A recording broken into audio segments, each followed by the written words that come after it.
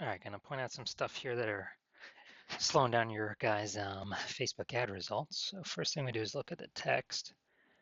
Junk removal, yard cleanup, appliance removal, furniture removal, tree maintenance, tree removal, handyman services. No job too big, no job too small. Paul Halls, we do it all. Quality work and affordable price. All right, so this is the generalist mistake, or the too broad mistake. The false belief that causes us to make this mistake is, we believe, being more broad, more general, more other things we could do, the higher chance we bring in buyers, because the higher chance, someone needs reply, they don't need anything, but appliance removal, and we included that, or they didn't need the first 8 things we said, but they needed tree removal, and we included that, and that'll bring in buyers. So in the short term, what happens is this confuses the meta ad algorithm because we have so many general broad things that we do. We're so scattershot, and our ads do not get in front of the right people, leading to us wasting money, not having the right people come through the ads, and our ads to not get the results that we want. All right, next is looking at the creative. Single item haul off starting at I don't know, 45 bucks maybe. Looks like it got cut off a little bit. By the trailer load. Okay. All right, so this is the the us fallacy where we're talking about us, what we do.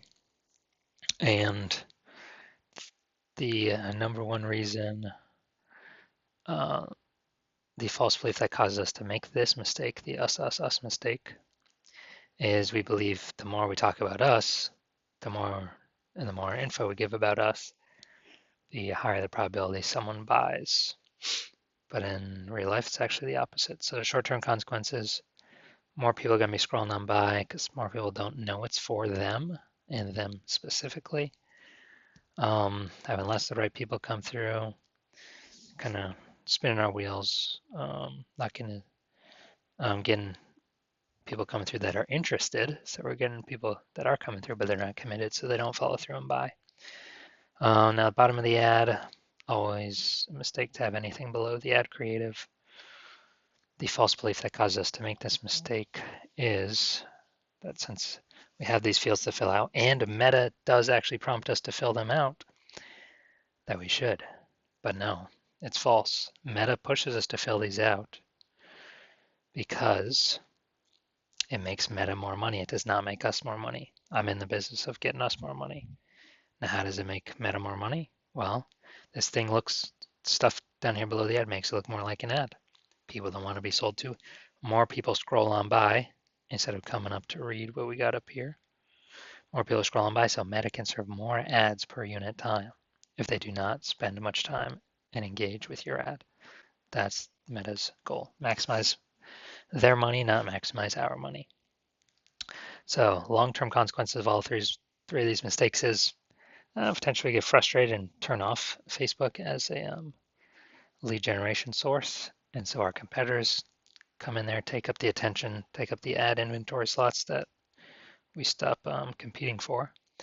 And they keep testing, and they figure out what works. They start getting more jobs, which results in more reviews on Google Maps and Facebook, which is kind of like a flywheel. More jobs, more reviews, more jobs, more reviews, just over and over, and they dominate our market. And as a result, we would, kind of stagnate, then maybe shrink, then potentially even go out of business. But we can take the first step towards us actually being the dominant players in our market and dominating ads on Facebook by removing some of these mistakes. So if you want to remove these mistakes and give yourself a better shot at getting way more jobs, then I do have one slot I'm opening up on Monday. It'll be a 1-week paid trial for one person. It'll be $100, and it'll be going to the first person that texts me back with the word trial.